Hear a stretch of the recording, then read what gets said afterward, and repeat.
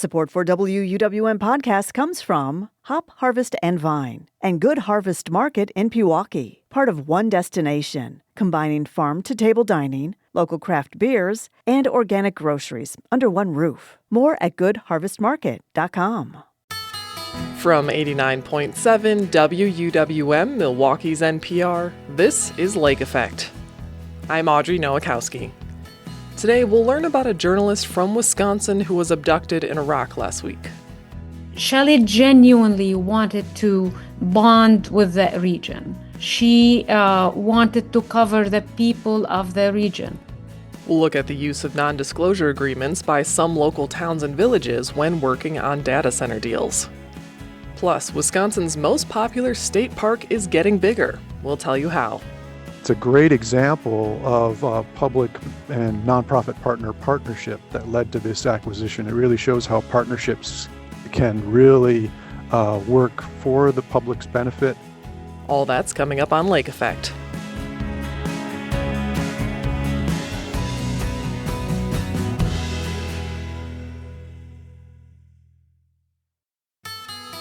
This is Lake Effect from 89.7 WUWM, Milwaukee's NPR. I'm Audrey Nowakowski. Thanks for joining us today. A journalist from Wisconsin has been abducted in Iraq. The news broke last week that Shelly Kittleson, a Mount Horeb native, was kidnapped while reporting in Baghdad. The New York Times is reporting that an Iraqi militia group allied with Iran is demanding the release of militia members in exchange for Kittleson. Iraqi authorities have one person in custody, but Kittleson is still being held captive. She has reported in the Middle East for a decade, freelancing with several media outlets, including Al Monitor. WUWM's Jimmy Gutierrez talked with Al Monitor's editor-in-chief, Joyce Karam, about the work Kittleson was doing. She begins by describing Kittleson. She's very diligent. She's very determined. If she wants to go to Sadr city in Iraq and we tell her, the security situation is not great, you're just a contributor, we have few resources, you may not be safe going without a fixer. She's like, I'll be fine. I'm gonna go there. I can even send you photos. I can do this and that. So she was very determined, even at a time when the Middle East was erupting, when Iraq was erupting in chaos. I think also she loved the Middle East. Many reporters pass through the Middle East. Many anchors go to the Middle East when there's a war, and then they parachuted in and out. You see them on major TV networks and all of that. But that's not Shelly. Shelly genuinely wanted to bond with the region. She wanted to cover the people of the region. We would not get, actually, with the expenses, any hotel expenses, because she would stay in France with people. She bonded with the locals. Mm-hmm. This is something unique about her. We saw this happen, in Iraq. She also reported from Syria, and she went to Afghanistan. So this is all tell a story of dedication, of a strong commitment to report the story with the voice of the locals, how they see it. It wasn't just, the US is doing this or Israel is doing that, or the geopolitics of the region is that. It was more really the organic, raw voices that she brought to her reporting, and we really appreciated that. It's kind of incredible thinking back of this woman from small town Wisconsin to be able to ingratiate herself and really make herself a part of a community, of many communities, while she's reporting. And I don't know if you saw the profile that the AP put out, and it described her very much like you're doing, but it says her work was often without formal assignments, on a shoestring budget, to lawless corners of Iraq, where militia outweighs government control. And, that is where she was last seen. So what do we know about, and what can you share about what happened to Shelly? What we know about what happened is, we read the news like many of, like you did, many of others did. We saw it in the as a breaking news, and from there we I tried to call her, I texted her, I got no answer. We suspected that her safety is an issue. I think the State Department statement that she received warnings that maybe do not go to Iraq now because your safety is at risk. You could be a target. That was communicated to her. She knew it. But, she's not somebody who shies away from danger. She thought perhaps that maybe because she loves this country and they know her, that this won't happen, to her. So she went despite these warnings. So when we saw the news, it wasn't a complete surprise, but it's obviously just a shock still, and it's very troubling. We feel helpless. We don't have a bureau in Baghdad. We're trying to run a story daily about her. But this is where things stand. We're talking to organizations that could help with her release, but we're also respecting the family's wishes and their lead in this case on the issue. As you're talking about kind of like you all have been putting out stories, and Al Monitor has also called for her release while this has all been going on. So for the folks that may not know about your outlet, the work that you publish and the regions that you cover, what should people know? We're a small outlet. We're an independent outlet. It's called Al Monitor. It was launched in 2012, and we only cover the Middle East. And Shelly came in from the very beginning in 2014. What's unique about Al Monitor is we don't have an agenda. We talk to everyone, and we're genuinely interested in that region. And that's where Shelly's work was very appealing, because she would just tell the story of that region. There was no biases. She would talk to different parties in Iraq. She would just capture what's happening on the ground. We've excelled in covering the Middle East, and we have contributors across the region and in Washington, D.C., where we are based. Mm-hmm. The other thing with Shelly, and to be clear, at this point, we do not know where she is or what's happened with her, but we do know that last year was the deadliest year for journalists. And a lot of that had to do with the killing of journalists in Gaza, but there were more killings and detentions globally. So covering the Middle East, but covering also war, can you kind of share why people like yourself and Shelly Kittleson see the risk as being worth it to share these stories? No, that's a very good question. And it's, in this day and age when you see attacks on the media and just undermining of journalists from the very top of leadership, not just in the US, but elsewhere, it's very disturbing, because many put their lives on the line to do this job. I come from Beirut, Lebanon, where I had colleagues, blown up, held hostage. Some by Syria, others by Israel, others were blown up in Beirut.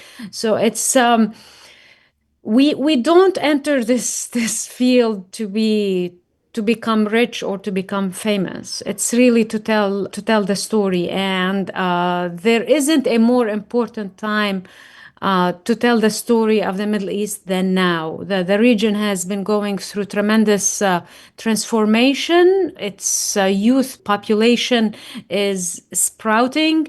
The conflicts, as you see in the daily headlines, are all over.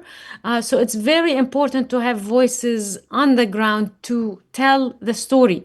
Without these voices, now more than ever, too, you are running the risk of having influencers, of having partisan voices, of having fraud megaphones pretending to report on the region. And that's very dangerous, because unless you tell the story of the region, it's hard for the public to assess and make the right decision about what's happening. And this is where we come. We've always known there are risks. The kidnapping of Elizabeth Surkoff, for example, in Iraq before Shelly, that was also alarming. We've seen the assassination of another journalist a few years back. Shelly knows him, Hashim al-Hashimi. She's no stranger to this environment, but it's really important that we tell the story through the voices that live there and not sit behind our computers in Washington, D.C. or wherever and pretend to be pontificating about that region.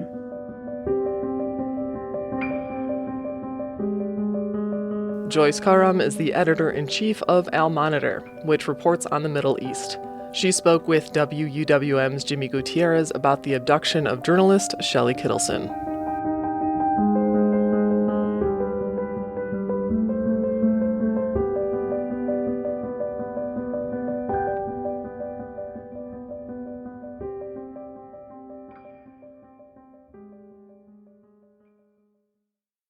Cities and villages throughout Wisconsin have been announcing the construction of new data centers. The building boom comes with the growing use of generative AI, which requires a lot of energy. But these projects come with a lot of controversy. Community members have raised concerns about water use, energy use, and the covert ways the projects are being conducted, including the use of non-disclosure agreements. Tom Kirscher is a reporter for Wisconsin Watch who's reported on the data center boom and the use of these non-disclosure agreements. He joins Lake Effect's Joy Powers to share more. So data centers are popping up in communities throughout the state, and they've become incredibly controversial for a variety of reasons. But one of them is the secrecy around these spaces, including the use of NDAs or non-disclosure agreements. Can you tell us a bit about the situation? Who's crafting these NDAs, and what do we know about them? Yeah. I mean, maybe I could give you a little bit of the backstory. I was searching for the next story and got an email from a Wisconsin Watch reader kind of making various complaints and questions about data centers. And kind of parenthetically, he mentioned non-disclosure agreements, or NDAs. And that term really caught my attention. I did a bunch of open records requests under the state open records law and found at the time when we first did the story in January that 4 Wisconsin communities had signed non-disclosure agreements, NDAs, with data center developers. And we've since found there are a few more communities that have done the same.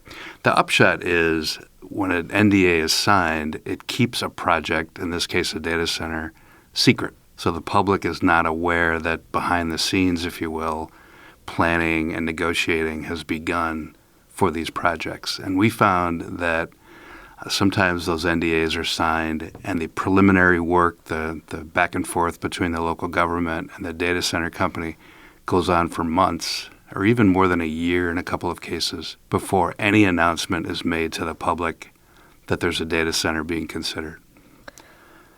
What all do these NDAs cover? Do they largely just keep these projects away from the public eye, or are they also obfuscating some of what's being negotiated, some of what the project will include? And honestly, do we know? Well, I did obtain the non-disclosure agreements that have been signed by some of the local governments. They're very boilerplate. There's a lot of legal language, but, it boils down to we're going to keep this project confidential. In fact, the NDAs don't even use the words data center. They'll just talk about a project.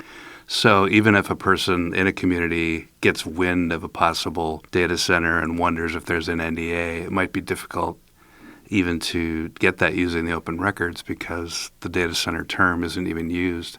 But the idea behind it is it's pushed by data center developers or the operators of these data centers. And you can understand it. It's a competitive business, especially right now. So the data center developers want an NDA so that their competitors don't know where are we looking to put a data center, how large would it be, that sort of thing.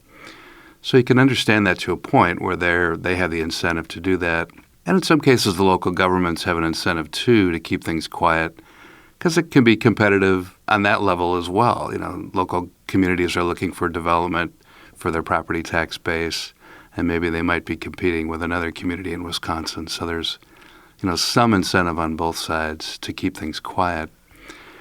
The public policy question, though, comes in when, as I mentioned, these NDAs can be in place for months, even more than a year, before an announcement is made to the local community, hey, there's a data center being proposed. So you've got a situation where elected officials or staff of a city government, village government, are signing contracts, pledging to keep things quiet for a project that can be hundreds of acres, billions of dollars. The obligation of the local government people is to the public, right, to look out for residents. And how can they do that effectively if they're bound by these agreements? How are these agreements impacting public understanding of these large-scale projects? Yeah, I think when the public has become aware of them, it's helped build opposition to data centers. So you've got some folks who are strong believers, proponents of data centers for the economic development, they could bring. We did a story that just 3 Wisconsin companies have already done more than $1 billion worth of data center business, parts and supplies and equipment, even before any of these big data centers are up and running in Wisconsin. So there is that incentive, but the NDAs create suspicion, I think, and concern among the public. Maybe a person is open-minded to learning more, but then they're suspicious. They hear concerns, legitimate concerns about data centers' impact on the environment, on water. But when they find out on top of that their local government has been keeping this project secret, there's a backlash. And so in DeForest, the suburb of Madison, they kept their project under wraps, if you will, for about 7 months before an announcement was made. When we did our story saying that there was that much secrecy involved, not an NDA, but just efforts to keep the project quiet, DeForest dropped it the next day. And so I think it indicates that, again, the public, some people are outright against data centers, others maybe are open-minded, but when they learn that the projects have been kept secret for months or longer, it builds opposition. Well, and it does seem, questionably legal, right? Especially when you're talking about these kinds of public projects and the necessity to have public information. To that point, there have already been legal challenges over how public records are being handled, specifically in Port Washington. What's been happening there? Yeah, so in addition to the NDAs that some communities have signed, there are some other communities are taking different steps to keep things quiet. So in Port Washington, that's where one of the 3 big data centers is under construction in Wisconsin. Port Washington did not sign an NDA, but they've taken other steps to keep things quiet. So when a local resident did an open records request asking for communications between the city and the data center developer, first of all, the city didn't respond for almost 3 months. And that person then went to court, filed a lawsuit. Then the city did respond, but in providing the primary communications, the emails between the city and the developer, the city provided only the emails themselves, not documents attached to the emails. The city's position was, hey, you didn't specifically request attachments. You only asked for the emails, so we're only providing you the emails. That went before a judge who said, essentially, hey, these are one and the same. If a document, a plan, or a contract, or diagrams, whatever it might be, is attached to an email, that needs to be disclosed as well. So the city did, come around after that. But again, that took a period of months before they responded, and then it gave this impression of, we're going to provide what's being requested, but we're going to hold back other things that might seem like they would normally be released along with emails. Yeah. This is Lake Effect. I'm Joy Powers, and I'm speaking right now with Tom Kircher from Wisconsin Watch about his reporting on data centers here in Wisconsin. As you mentioned, since your reporting really first began, communities have responded in a variety of ways, but also since your reporting began, Microsoft actually pledged to stop using NDAs. Is that because of the public pressure that we're seeing around this issue?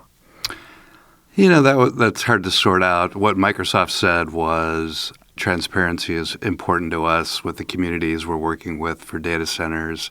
And they put out a statement a couple of months ago to that effect that was important.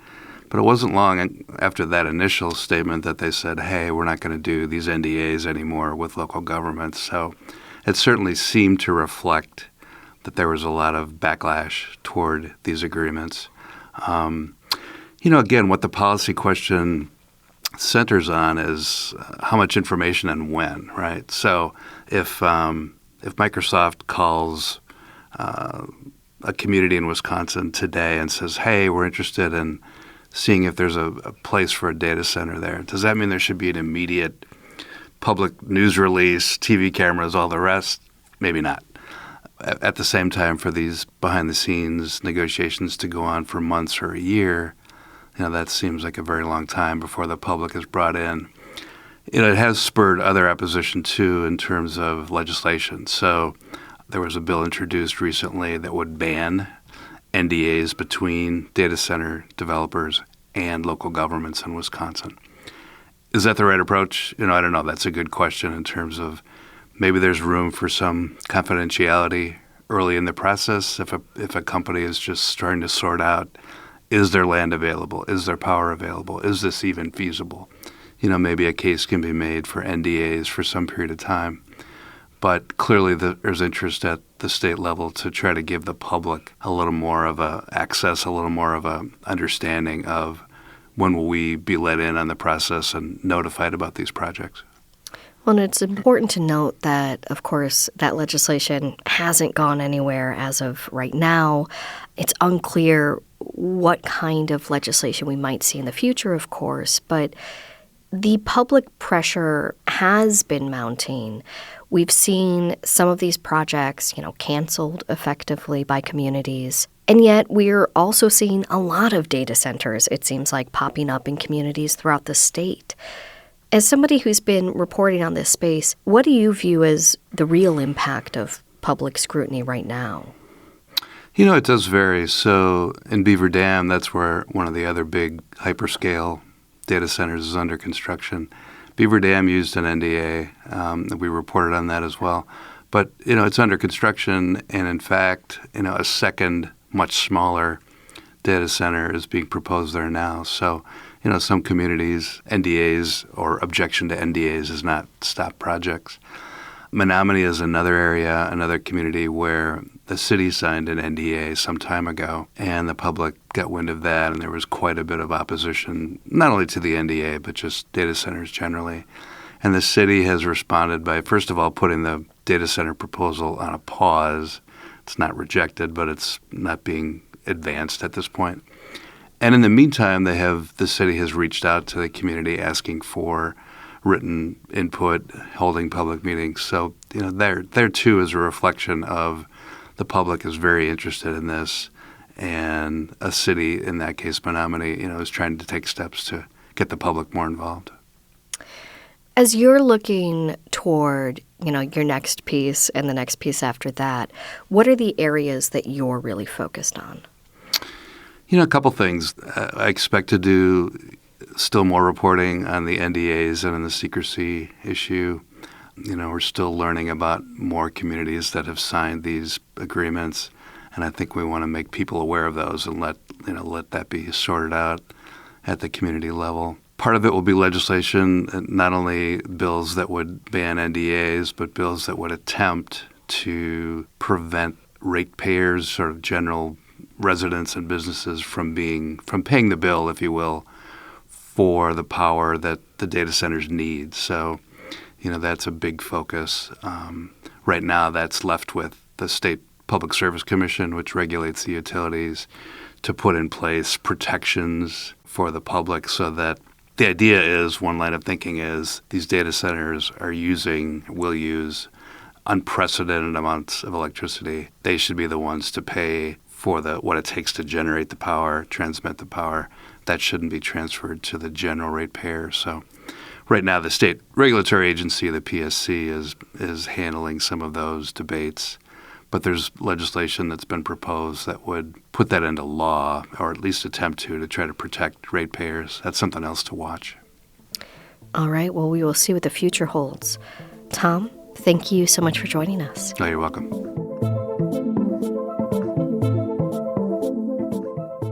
Tom Kirscher is a reporter for Wisconsin Watch. He spoke with Lake Effect's Joy Powers about his reporting on local data centers. Need some flexibility for when you listen? You can hear Lake Effect on demand. Find it as a podcast wherever you like to listen to download and enjoy on the go. In about 15 minutes, we'll tell you what you need to know on this election day. But first, we'll look at a new study that measured conditions affecting the lives of Wisconsin women in key areas like health and economic disparities. We'll tell you what it found coming up on Lake Effect on WUWM.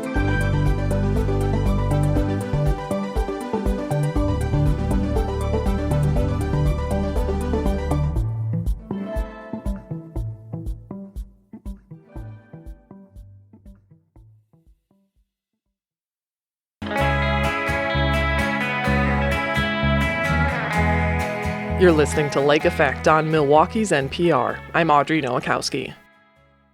The Women's Fund of Greater Milwaukee recently released the Women's Wellbeing Index. This data-driven report provides both a statewide outlook and one of Greater Milwaukee on how women are faring across areas such as safety, health, economic security, education, and more. The study was made in collaboration with the Center for Community and Nonprofit Studies at the University of Wisconsin-Madison using publicly available statewide data. To help break down the data and share how it could be used to build more equity, I'm joined by Mary Beth Collins, the Executive Director of the Center for Community and Nonprofit Studies. Mary Beth, welcome to Lake Effect. Thanks for taking the time to speak with me. My pleasure. Thank you. So let's start with some of the more positive findings. What areas are we doing well in at the state level? So one really notable trend that we see in Wisconsin, and this does track a national trend, is that women are becoming more educated. They both hold higher levels of education when you break down the percentages of levels of education than in past eras. And they are also, in many cases, exceeding the same categories for men. Another important thing to note is that women in Wisconsin have a pretty high participation rate in the workforce, which can be viewed as really good. But we also see that paired with some concerning data about the wage gap that persists and unfortunately in recent years has even become wider, actually, which was a little shocking to see in the data. Yeah, the data shows that this gap has persisted and gotten worse since 2016, especially here in Milwaukee, but also statewide. What do you think are some of the reasons contributing to this? So this is where some of the input from our other sources kind of comes in. There are three major phenomena that I think people cite for the wage gap in a lot of contexts, and I think they're certainly worth interrogating in Milwaukee and in Wisconsin. So one is just the notion that I think a lot of people would jump to right away, which is perhaps women doing equal work to men are just making 80 cents on the dollar. And this trend is something that's been tracked in the United States in general. And I'll give you some specific statistics on this. Across the United States in the report period, women earned 82 cents for every $1 that a man earns as a national statistic. In 2021, women earned 89.4 cents for every dollar that men earned in Wisconsin. So a smaller wage gap than the United States average. But the problematic piece is that actually decreased to go lower than the national average in years since 2021. So there is the notion that I think a lot of people would jump to, which is this is just discrimination.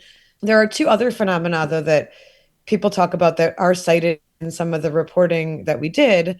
One is that a lot of times women are working, there's a sort of heavier concentration of women in the helping professions is sometimes how we refer to it, or other low wage professions. And so, if you look at fields that are very worthy of good pay, such as early childhood care or service industry type of work, or other helping professions in human services and things like that, or even teaching. Those tend to be professions where there's a higher concentration of women fulfilling those roles.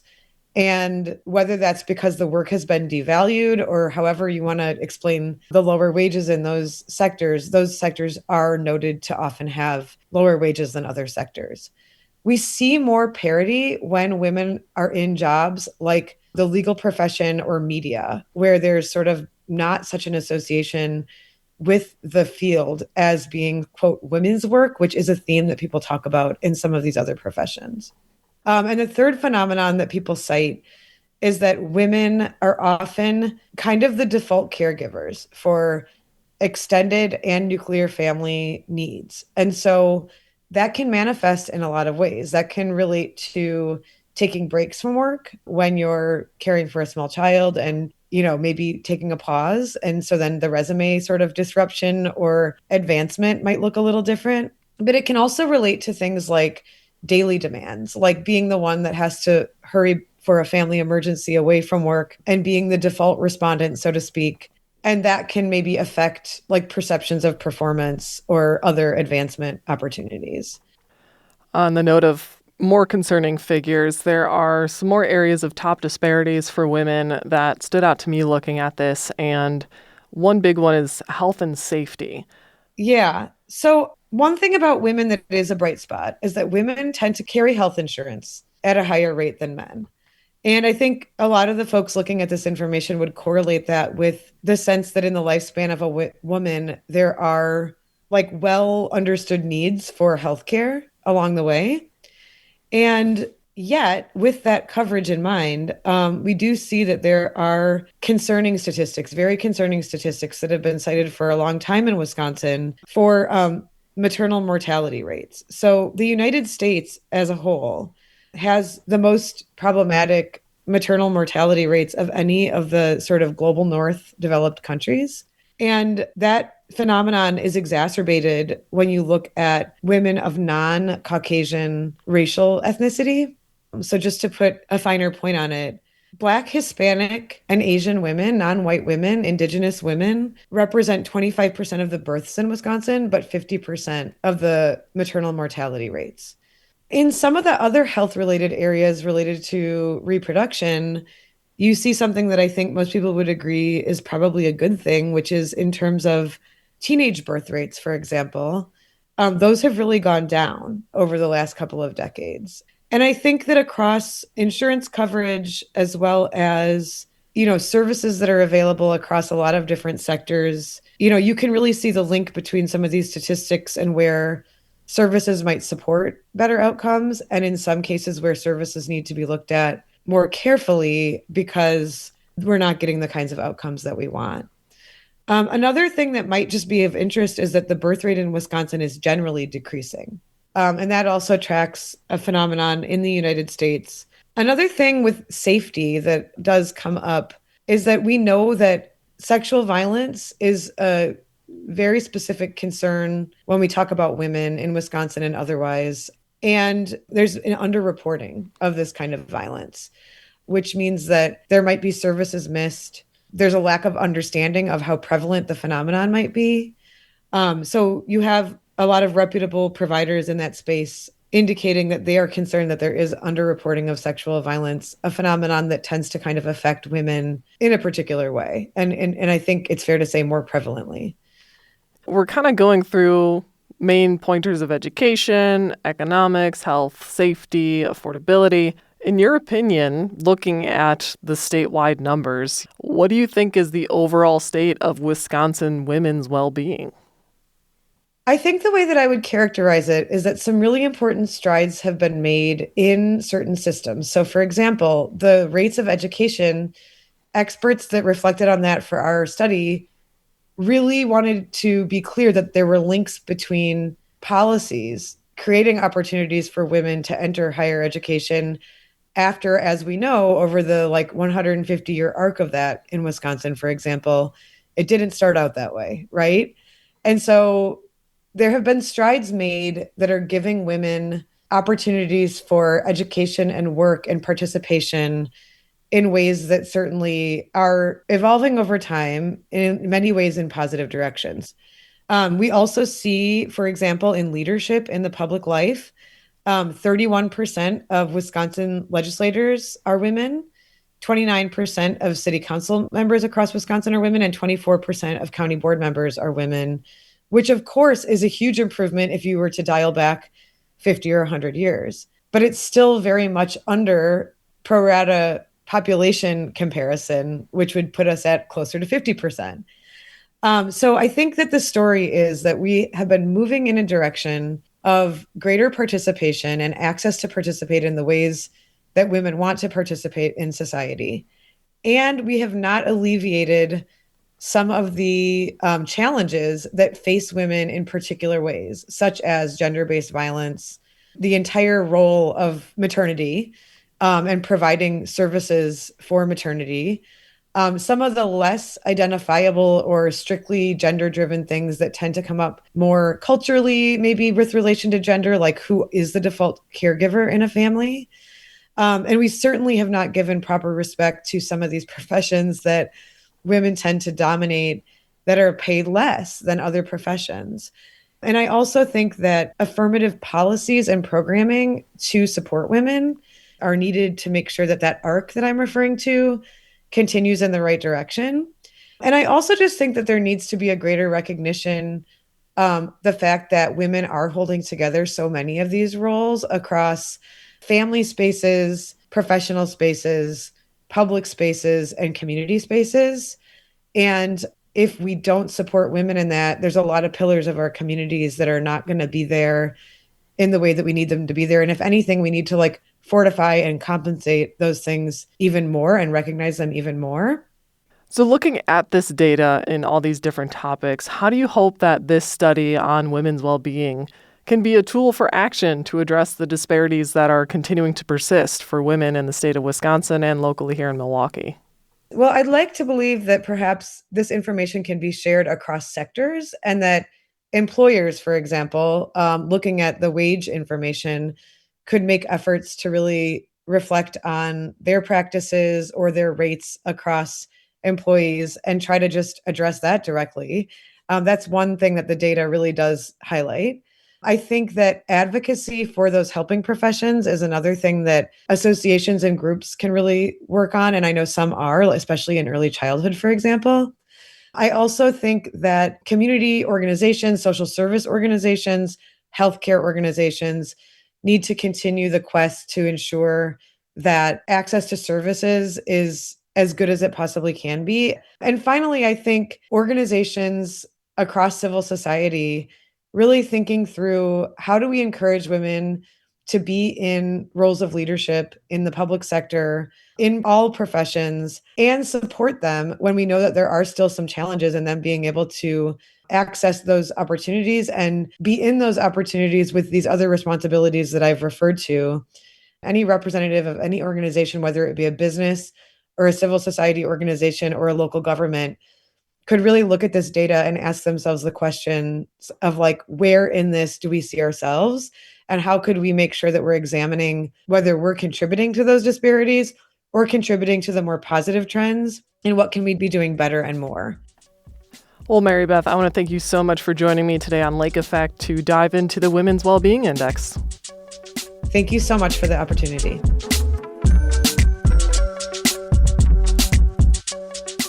Mary Beth Collins is the Executive Director of the Center for Community and Nonprofit Studies at the University of Wisconsin-Madison.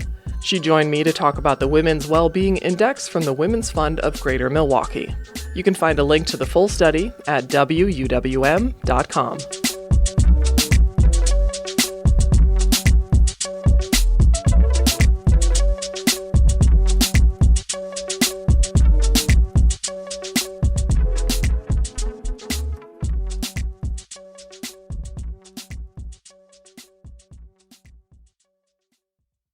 It's Election Day in Wisconsin, and WUWM is here to help you feel informed and ready to cast your vote.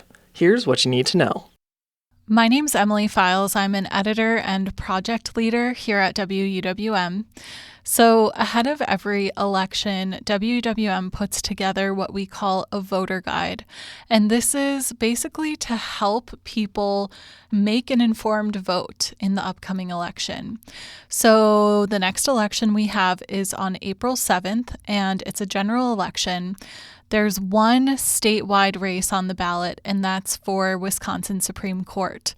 So in our voter guide, you'll find information on the candidates on the ballot, and you'll also find information on why this election is important and what the Supreme Court does. You can also find in our voter guide some information about local races. So we have a Milwaukee County Board election coming up for all 18 seats on the board. There are only 3 of those races that have more than one candidate. So in those 3 races, some of our reporters and producers interviewed the candidates in those Milwaukee County Board districts about what they want to do if they're elected. So you can find that information about those candidates in our voter guide. And you can also find information about some suburban mayoral races and the candidates in those races. So we have information for Brookfield, Franklin, Delafield, Fox Point, and Oconomowoc. There are multiple candidates running for mayor in all of those suburbs. So if you live in one of them, you can find information about who will be on your ballot at wuwm.com/voter guide. And there's more. We also have information about some local school referendums.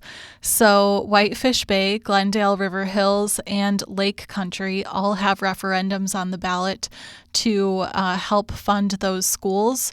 The referendums are asking for funding for different things. The Whitefish Bay one is for constructing a new school, and the Glendale River Hills and Lake Country ones are more of operating referendums. So you can learn all about those referendums in our voter guide as well. You can find the voter guide at wuwm.com/voter guide.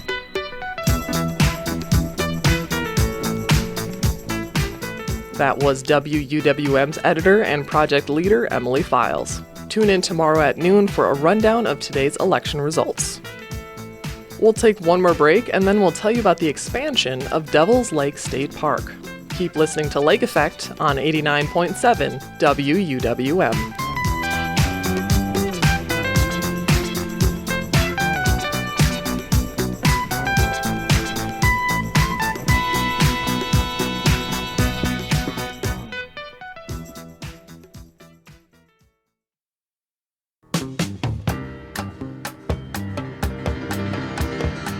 You're listening to Lake Effect on WUWM. I'm Audrey Nowakowski.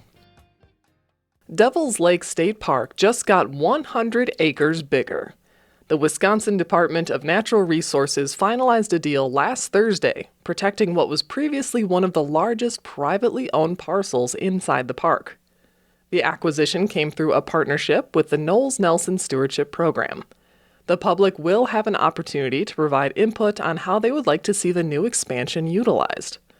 WUWM's Eric Vaughn Fellow Maria Peralta Ariano is joined by Andrew Hansen III, the partnership's liaison for the Wisconsin DNR, to learn more about the park's expansion.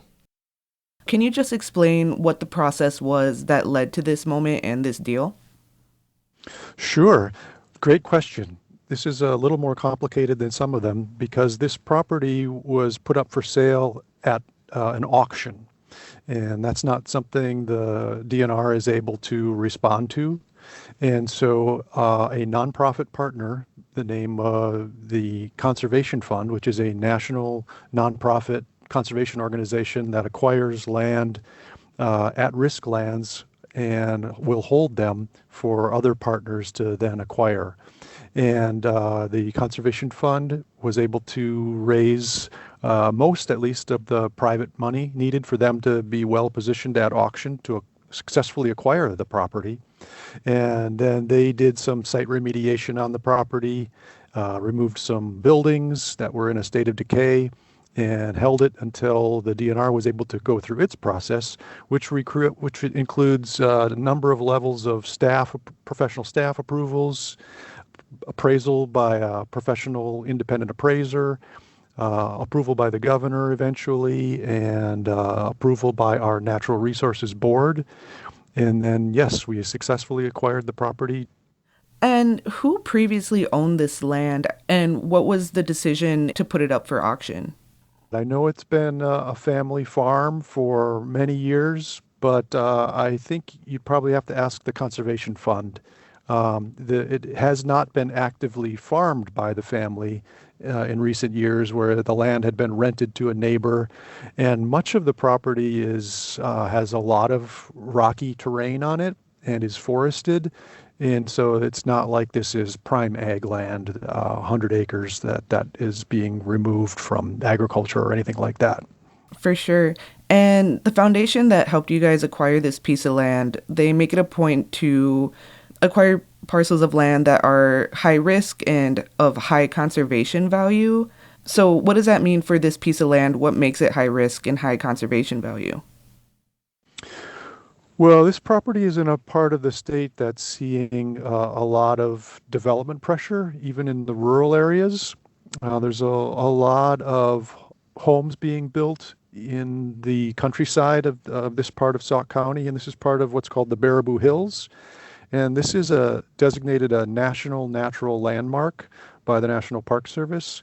It's also part of the Baraboo Hills State Recreation Area and Devil's Lake State Park. It also has a couple of other designations, part of the Ice Age National Scientific Reserve and hoped for future route of the Ice Age Trail. The Baraboo Hills are known primarily for the 1.6 billion with a B-year-old bedrock, the quartzite. Also for the dense forests. It is the largest block of interior forests in southern Wisconsin. And so it is great habitat for nesting songbirds.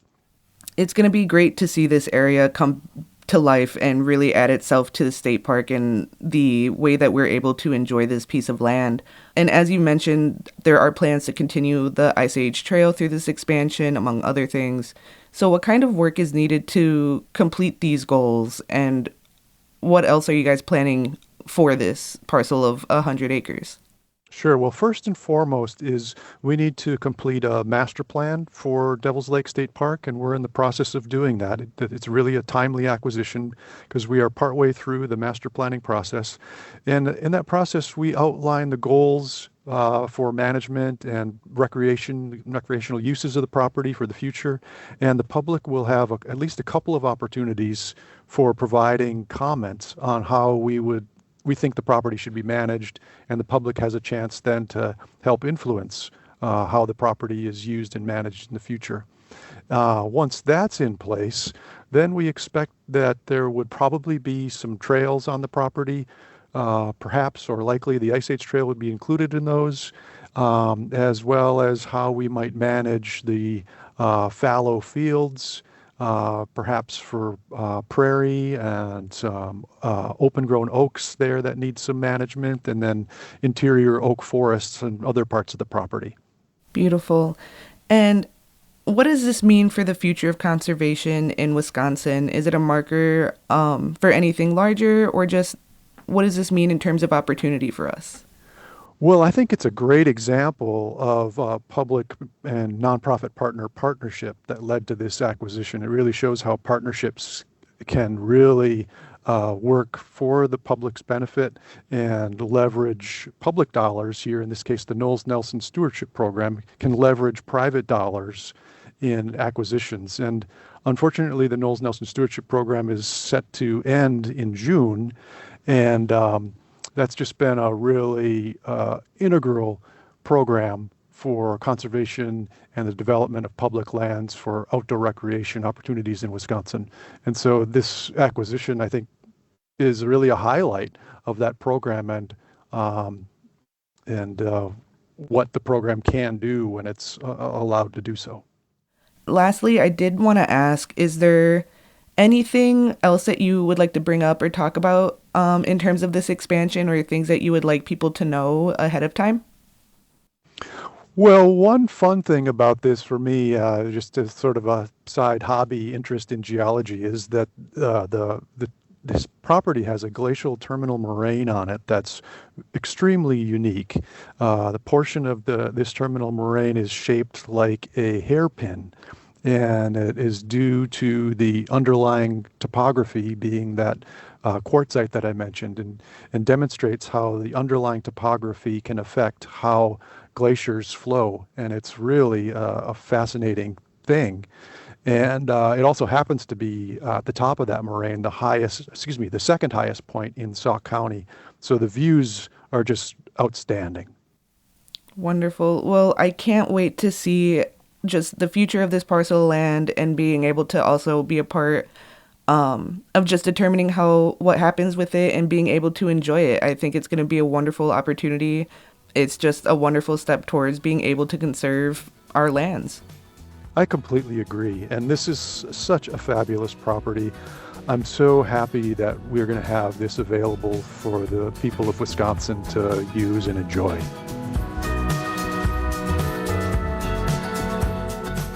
Andrew Hansen III is the partnership's liaison for the Wisconsin DNR. He spoke with WUWM's Eric Vaughn Fellow, Maria Peralta Ariano. And that wraps up Lake Effect for today. I'm Audrey Nowakowski. If you've missed any of Lake Effect this week, you can find all of our conversations at WUWM.com. If you'd like to take us on the go, download the Lake Effect podcast wherever you get your podcasts. Tomorrow on the show, we'll learn about a new free monthly film series at the Downer Theater that benefits local charities. Plus, we'll bring you some new local music in the Milwaukee Music Roundup. Thanks so much for listening to Lake Effect, right here on 89.7 WUWM, Milwaukee's NPR.